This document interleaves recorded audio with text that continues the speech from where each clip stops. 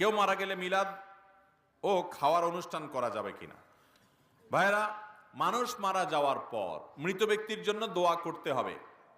আর যেই লোক মারা গেছে তার আত্মীয় স্বজন যারা আছে, তার পরিবারের লোক যারা জীবিত আছে, তাদেরকে এলাকাবাসী খাওয়াইতে হবে। এটা হলো সুন্নাহ।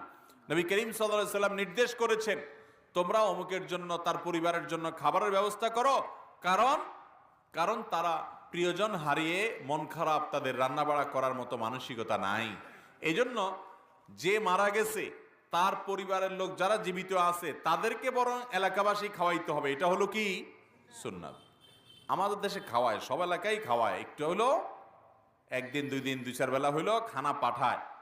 যে বেচারা মরে গেছে আশেপাশ থেকে অন্যান্য ঘরের লোকেরা, প্রতিবেশীরা খাবার পাঠায়। প্রথম 2 দিন 4 দিন বা 2-4 বেলা খানা খাওয়ানোর পর এরপরে ওই 40 নম্বর দিনে সুদে আসলে সব একসাথে উঠায় নেয়। ঠিক না?